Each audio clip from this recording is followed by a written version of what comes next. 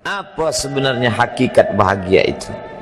Ada seorang kaya, hartanya banyak, dia naik kereta yang besar, megah dan mewah.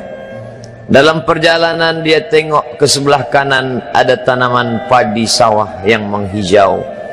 Lalu dia pandang ada budak-budak kecil membawakan makanan beserta ibunya menuju pondok di tengah sawah. Suami sudah menunggu makanan siang tiba. Apa kata orang kaya dalam kereta? Oh, bahagianya petani. Di tengah perutnya lapar, istri dan anaknya datang. Makanan tiba pada waktunya. Air minum dapat menghilang dahaga.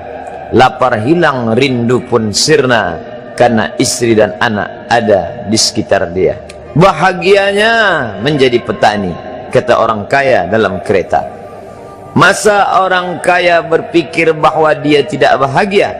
Si petani yang bersama anak di pondok tua itu pula memandang orang kaya di atas kereta. Apa kata dia? Betapa bahagianya orang kaya naik kereta, sedangkan aku hanya duduk di pondok yang tua. Maka pada hakikatnya manusia ini dua-duanya tak bahagia. Lalu sebenarnya bahagia itu di mana? Ada seorang anak yang sedang belajar di college, university. Maka dia berkata, alangkah bahagianya kalau saya dapat BA. Selepas dia dapat ijazah BA, lalu dia berkata, aku tak bahagia. Alangkah indahnya bila dapat master. Manakala dia dapat master, dia berkata, oh, betapa bahagianya kalau dapat PhD. Selepas PhD dia berkata, susahnya PhD, belum juga dapat kerja. Selepas dapat kerja dia berkata, alangkah bahagianya kalau menikah. Selepas menikah dia berkata, aku tak bahagia sebab orang selalu tanya, dah punya anak apa belum? Selepas punya anak, dia pula berpikir untuk menikah sekali lagi.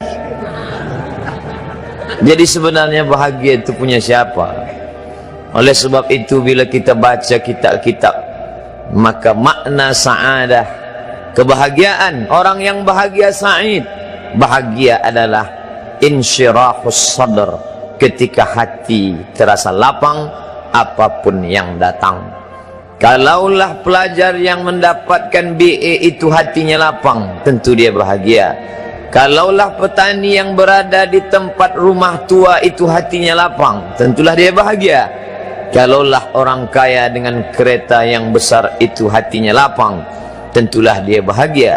Itulah mengapa Musa alaihi salam di tengah kesusahan hatinya akan melawan ayah angkat bernama Fir'aun. Dia minta hati yang lapang. Kita semua baca doa itu, Rabbi syrahli, lapangkan dadaku. Itulah mengapa kakinya pecah berdarah, giginya patah, pelipisnya pecah, meneteskan darah, tapi dia tersenyum bahagia kerana hatinya lapang. Allah sudah lapangkan hatinya. Apa kata Allah untuk dia? Alam nasrah laka sadrak. Itu beza Muhammad dengan Musa.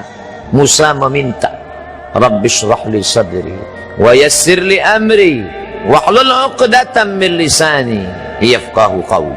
Sedang Muhammad tidak meminta, belum meminta, Allah dah bagi pada dia. Apa kata Allah?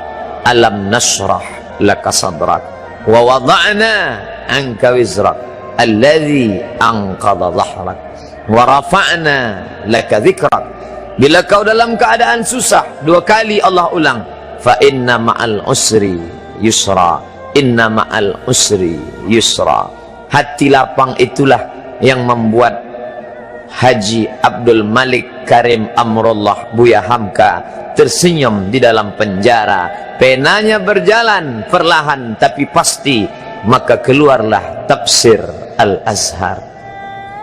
Hati yang lapang itu juga membuat Said Qutb tersenyum menghadapi tiang gantungan, walaupun dipenjara oleh Gamal Abdul Nasir, tapi sebelum kematiannya sempat pula menulis tafsir Fi Zilalil Quran, di bawah naungan bayang-bayang Al-Quran. Apa kata Said Qutb dalam muqaddimahnya? Al-hayatu fi zilalil Quran ni'mah hidup di bawah naungan bayang-bayang Al-Quran itu nikmat. La ya'rifuha illa man zaqaha. Tidak ada yang boleh mengetahuinya kecuali orang yang pernah merasakannya. Maka bahagia adalah ketika hati terasa lapang.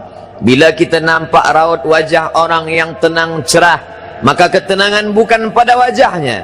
Bila nampak orang melangkahkan kaki dengan tenang penuh wibawa, maka ketenangan bukan pada kakinya. Bila tampak ayunan tangannya tak tergesa-gesa, maka bahagia bukan pada tangannya. Di mana letak bahagia itu? Ala fil jasadi mudghah. Ketahuilah dalam jasad ada segumpal, ada sekepal, ada sesuap. Idza salahat salahal jasadu kulluh. Kalau yang segumpal itu baik, maka yang lain ikut menjadi baik. Wa idza fasadat fasadal jasadu kulluh.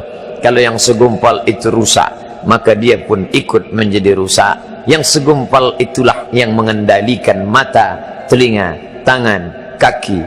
Yang segumpal itulah tempat rindu, benci, marah, ridha, ikhlas, fasik, hasad, kufur. Di sanalah bersemayam rindu dan benci. Maka jangan terlampau benci. Habib habibaka haunamma. Kalau kau sayang, sayanglah secukupnya sahaja. Karena boleh jadi hari ini kau sayang, besok berubah menjadi kebencian. Kalau kau benci, bencilah secukupnya sahaja. Boleh jadi esok pagi dia menjadi orang yang tersayang. Berapa banyak puan-puan berkata, siapa itu? Itulah orang yang dulu paling aku benci. Tapi hari ini masih ada juga benci, tapi tak banyak. Oleh sebab itu maka dijaga dia. Yauma la yanfa'u malun. Hari itu tak ada guna harta. Wala banun. Tak ada guna anak. Illa man atallah. Kecuali orang yang datang menghadap Allah biqalbin salim, dengan hati yang salim.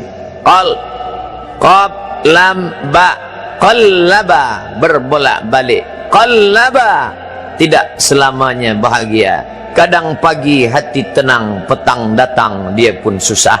Kadang pagi hati lapang, petang tiba dia pun gundah. Maka apa yang dapat menolong? Ala bizikrillah. Ketahuilah dengan banyak menyebut mengingat Allah, tatma'innul qulub, maka hati akan menjadi lapang. Qalbul mu'min baina asabi'ir rahman. Hati orang beriman berada di antara jari jemari kuasa Rahman. Kalau dia hendak, dia balikkan yang senang menjadi susah.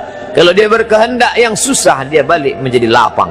Berapa banyak orang yang tampaknya mungkin kita kata dia susah, tapi dia masih boleh tersenyum. Sebaliknya orang yang menurut pandangan zahir kita cukup segala, makan, pakai, tapi tampaknya kesenangan tak pernah singgah. Apa sebab? Kerana hati milik Allah. Dia ada dalam diri kita, tapi dia bukan punya kita. Lillahi ma fis samawati wa ma fil ard. Apa di langit, apa di bumi, milik Allah. Balikkan kepada Allah. Dari Allah balik kepada Allah.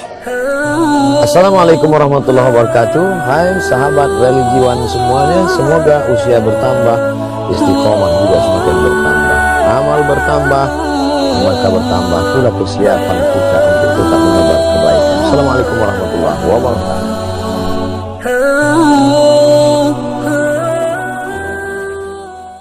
Apa sebenarnya hakikat bahagia itu? Ada seorang kaya, hartanya banyak, dia naik kereta yang besar, megah dan mewah. Dalam perjalanan dia tengok ke sebelah kanan ada tanaman padi sawah yang menghijau. Lalu dia pandang ada budak-budak kecil membawakan makanan beserta ibunya menuju pondok di tengah sawah. Suami sudah menunggu makanan siang tiba. Apa kata orang kaya dalam kereta? Oh, bahagianya petani. Di tengah perutnya lapar, istri dan anaknya datang. Makanan tiba pada waktunya. Air minum dapat menghilang dahaga. Lapar hilang, rindu pun sirna.